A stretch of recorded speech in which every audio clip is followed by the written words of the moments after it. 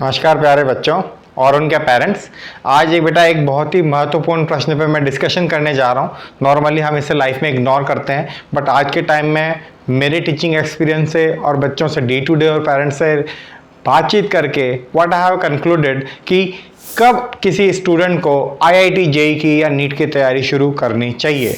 Normally मैंने एक graphic बनाया, आप इसमें देख सकते हैं बच्चे कैसे इस प्रकार से परेशानी का शिकार हो रहे हैं। कुछ बच्चे 8, 9 और 10 से स्टार्ट कर देते हैं।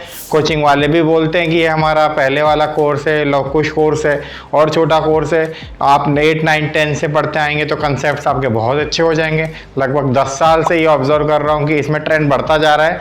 आजकल तो ऑनलाइन शिक्षा एडटेक के आने के बाद और ज़्यादा हो गया है। हालांकि हम इस पेशे से जुड़े हैं, I am also IIT JEE faculty and NEET faculty in Kota Rajasthan, but still हमने जो सोचा है और हमने जो देखा है 8, 9 और 10 में कोचिंग करनी चाहिए, 11th और 12th में कोचिंग करनी चाहिए या डायरेक्ट 13 में ड्रॉप ईयर में आके कोचिंग करनी चाहिए अगर आप डॉक्टर या आईआईटीएन एनआईटीएन बनने का सपना देख रहे हैं।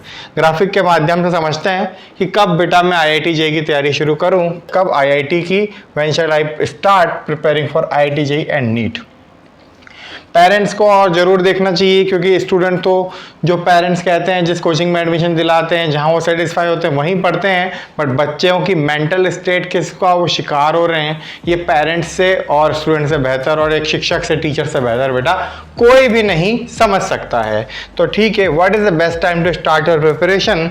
बच्चों को अक्सर पेरेंट जो हैं जो कि लाइफ में सक्सेसफुल हैं या थोड़े मिडिल क्लास पेरेंट्स जो हैं वो बच्चे से बोलेंगे तू पढ़ता लिखता है नहीं, तुम्हारा बाप जो था कम उम्र में नदी पार करके जो था नीट और जेईई की कोचिंग करना चाहता था, और छोटे बच्चे जो हैं वो डिप्रेशन में आ गए क्योंकि किसी के पेरेंट्स ने आपकी कॉलोनी में या आपकी किसी सोसाइटी में किसी ने अपने 3 साल के टॉडलर 3 इयर्स के टॉडलर को एडमिशन दिला दिया होगा।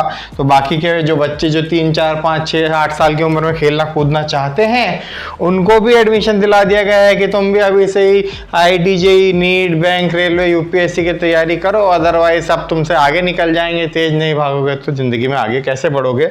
बट मैं इससे इत्तेफाक नहीं रखता। तो आज हम आपके इस क्वेश्चन का आंसर देना चाहते हैं कि ऑप्टिमम एक होता है टॉप, एक्सेप्शन हर जगह है 1%, 2%, एक होता है टॉप कि इस बच्चे का ऐसा हो, इस बच्चे का ऐसा हो। हम यहाँ पे बात कर रहे हैं बीच के 70 to 80% बच्चों की, ना बिल्कुल लोअर ना बिल्कुल अपर, एकदम एवरेज बच्चों की। उन्हें कब प्रिपरेशन स्टार्ट करनी चाहिए, 8th क्लास में, 9th क्लास में या 10th क्लास में। क्वेश्चन आता है भाई कब स्टार्ट करें, या फिर ये ग्राफिक थोड़ा हंसी मजाक के लिए बनाया है। आजकल बहुत सारे मीम भी चल रहे हैं कि पैदा होते बच्चे को ही आप एकदम कोचिंग में एडमिशन करा दीजिए, शायद थोड़ा आगे बढ़ जाए। ओके, अब प्रॉब्लम क्या हो रही है ना बेटा, 8th क्लास से जब बच्चा पढ़ने चला जाता है, 9, 10 पढ़ता है तो 3 साल तो उसके ये चले गए। नॉर्मली अगर 12 साल का बच्चा या 13 साल का बच्चा 8th क्लास में है तो जब वो 15, 16 साल का होता है तब जाके 11, 12 में आता है। अब 8, 9, 10, 11, 12 कितने ईयर्स हो गए, 5 ईयर्स। 5 ईयर्स आपने तैयारी करी, फिर से नंबर नहीं आया आपका, फर्स्ट टाइम में तो नंबर आता नहीं बहुत से हमारे बच्चों का, 50% से ज़्यादा बच्चों का। Then you again started having the preparation, then you again prepared for 1 or 2 more years. You again how many years you calculated, 6 years. 6 years में क्या होता है ना, फर्स्ट, सेकेंड, थर्ड, जब आप 10th क्लास में जाते हो तब तक ये बोरिंग हो जाता है। कंसेप्ट जो आपको छोटी क्लासों में पढ़ाए जाते हैं 8, 9, 10 में, 11, 12 के कंसेप्ट पढ़ा के कोचिंग वाले ये बताते हैं कि देखो हमने इसको पहले से पढ़ा दिया, देखो हमने इसको सब कुछ आ गया। बट क्या होता है ना, तो बच्चा वहाँ कॉन्सेप्ट सीख पाता है और जब वो 11, 12 में आता है तो उसको लगता है ट्रिग्नोमेट्री मुझे आता है, जियोमेट्री मुझे आता है, जबकि उनकी एग्जाम पॉइंट ऑफ व्यू में इतनी रिलेवेंस नहीं होती है। बाय दैट टाइम बच्चा इरिटेट होना शुरू होता है, फ्रस्ट्रेट होना शुरू होता है गैजेट्स का, मोबाइल्स का, और अकेले रह के तैयारी करने का, कोटा में रहना हो या दिल्ली में रहना हो या साउथ इंडिया में रहना हो, उसके ऊपर विपरीत प्रभाव पड़ने लगता है।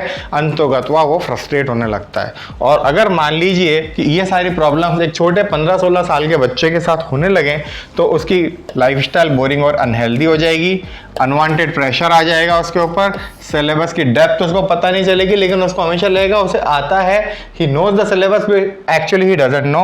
और कम्बरसम प्रोसेस है। जो बच्चे जेईई की नीट की तैयारी करते हैं उनसे मैं मिलता रहता हूँ, इसमें आपको सब कुछ दांव पे लगाना पड़ता है।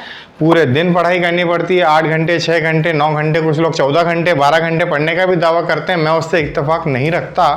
महात्मा गांधी को देखिए, वो हर मोमेंट के बाद, चाहे असहयोग आंदोलन हो, चाहे उनका सविनय अवज्ञा आंदोलन हो, सिविल डिसोबीडियंस मूवमेंट हो, हर मूवमेंट को 2, 3, 4, 6 महीने चलाते थे, फिर ब्रेक लेते थे। 1 वर्ष ब्रेक लेते थे, क्योंकि उनको पता था जो हाई पिच मूवमेंट की जो चीज़ें होती है उन्हें ज़्यादा देर तक सस्टेन करना मुश्किल है। तो अगर आप चाहते हैं कि आपका बच्चा 5 से 6 साल प्रिपेयर करे और उसके बाद भी कहीं सेलेक्टेड हो भी जाए, मान लो उसे कोई IIT या कोई अच्छा मेडिकल कॉलेज मिल भी जाए, तो भी उसका जो बचपन, जो आपने उसका चाइल्डहुड ख़राब किया है, उससे उसको इक्विवेलेंट किया नहीं जा सकता। 5 से 6 साल आपने अपनी ज़िंदगी और बचपन बच्चे का पूरा खो दिया, उसके बाद अगर उसके हाथ में एक IIT JEE की रैंक भी है तो भी मुझे नहीं लगता कि ये बहुत बड़ा आपने कुछ गेन कर लिया। ये तराजू का बैलेंस है, बचपन को हमेशा हायर वेटेज दीजिए, IIT JEE को लोअर। ऑप्टिमम कौन सी क्लास में प्रिपरेशन स्टार्ट करनी चाहिए? तो मैं कहूँगा बेटा 11th एंड 12th क्लास जो आपकी होती है वो बेस्ट टाइम है JEE की प्रिपरेशन करने के लिए, वो बेस्ट टाइम है नीट की प्रिपरेशन करने के लिए। उसमें आपके ऊपर प्रेशर नहीं होता। एनीवे आपको आपका स्कूल एग्जामिनेशन ख़त्म करना पड़ता है। 10th क्लास तक आप अपने बच्चों के साथ अच्छे से ग्रूम कर चुके होते हो, मैच्योर हो चुके होते हो। उसके बाद आप चाहें तो घर पे बैठ के तैयारी करें या किसी दूसरे सिटी में जाकर तैयारी करें, वो आपको ऑप्टिमम रिजल्ट देगा। लास्ट के 10 साल वाले जो कोचिंग वाले मेरी बात को सुन रहे हैं उनसे भी मैं कहूँगा लास्ट के 10 साल के आंकड़े उठा के देख लीजिए, कौन से बच्चे ऐसे हैं जिन्होंने 8, 9, 10 से प्रिपरेशन स्टार्ट करी और बहुत ज़्यादा वंडरफुल रिजल्ट ले आए। शायद 100 में से 1 या 2 ही होंगे। ये एक्सेप्शंस तो हर जगह होते हैं।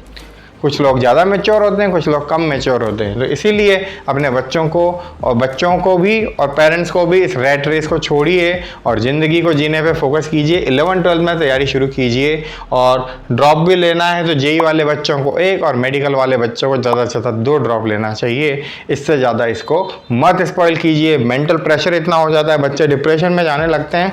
जो गोल आपका है सिलेक्शन का, सिलेक्शन तो पूरा हो नहीं पाता, फ्रस्ट्रेशन उसको मिल जाता है लाइफ टाइम का। और उसके बाद भी अगर वो बच्चा नहीं सेलेक्ट हो पाया तो आप सोचिए उसके 6 साल पानी में चले गए, जहां उसको करियर में एक्सेलेंट करना था वहां वो अनड्यू प्रेशर में आ गया।